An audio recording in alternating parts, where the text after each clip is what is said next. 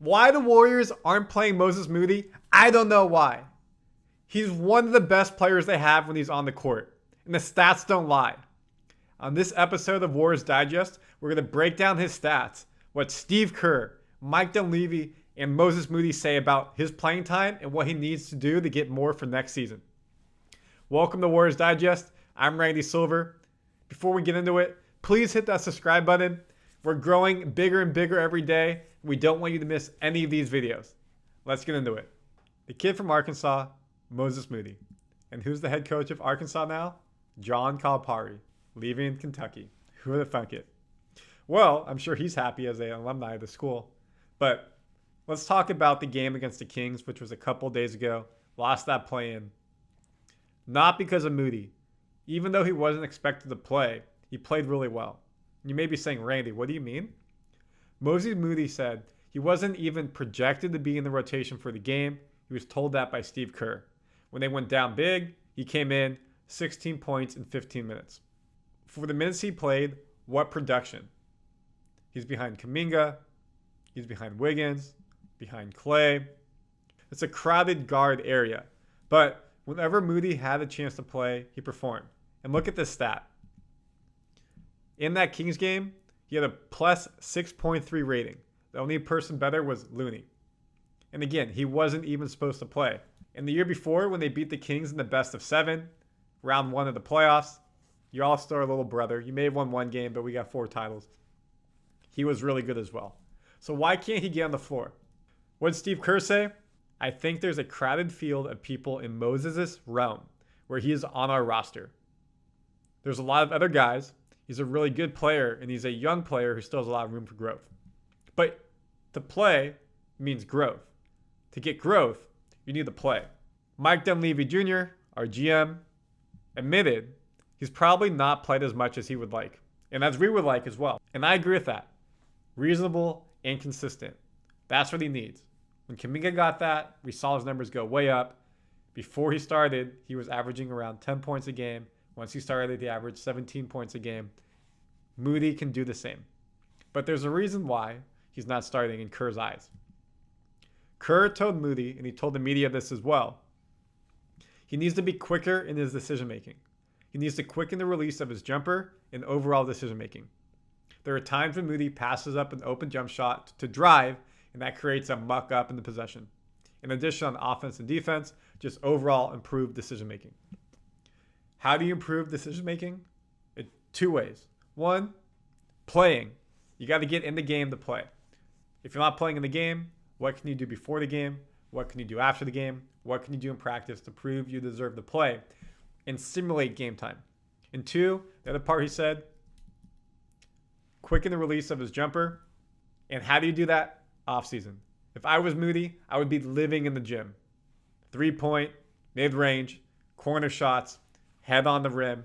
Everything I can do, I would become the best shooter I can become.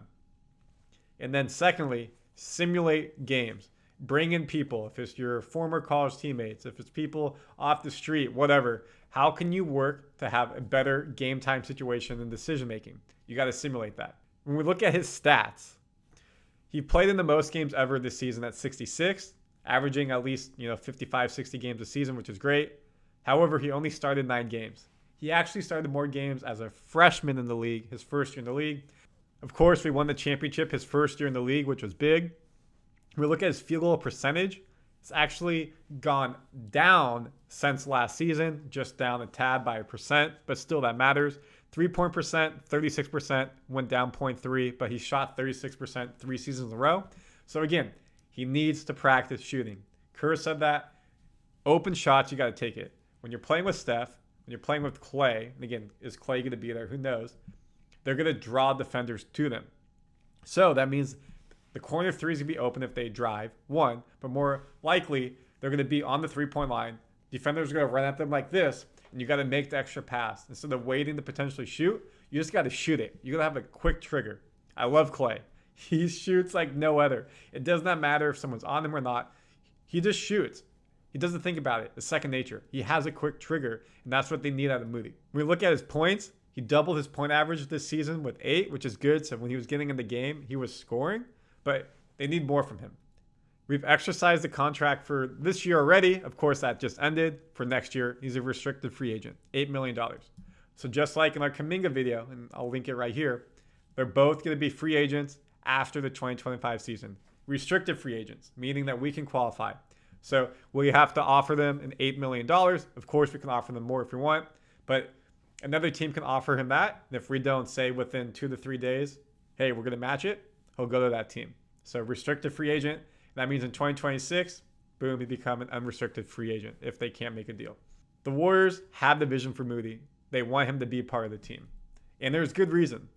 When we look at the best lineup for the Warriors this season, Moody, Curry, Pods, Kuminga, and Green, plus 27. But the problem is nobody is above 6'6". And what did Kerr say is the biggest issue going into this offseason? I put that in the video below linking. Size. They need size. When Green's your center and he's 6'6", that's tough. We know he can guard big people. He does it all the time. But you got Rudy Gobert in your league. You got Cat. You got Jokic. Like, that's tough. And they were better at rebounding this year. They're one of the top rebounding teams in the league. But in the playoffs, it becomes bump and grind, and you need bigger players. And we saw against the Kings, we got outworked on the rebounds. Now, what about the second best team? Still with Moody in it. Curry, Wiggins, Pods, Jackson Davis, and Moody plus 10. So the question is, can that work? Well, Curry's here. Yes. Wiggins, will he be with the team next year?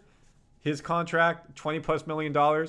You could try to trade it away and get some players for it, get some assets. That would open up a spot for Moody.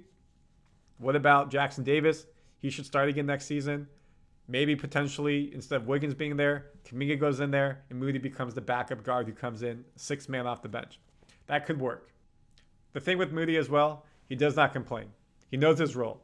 He's learned from Looney, CP3, Steph, Clay, Draymond. He's a great teammate. He just needs to get on the court. Warriors Digest viewers, comment your thoughts. Do you agree with my analysis? Do you think Kerr made the right decision saying it's crowded, that someone else probably should play over him? I think he needs to play more, and the stats don't lie.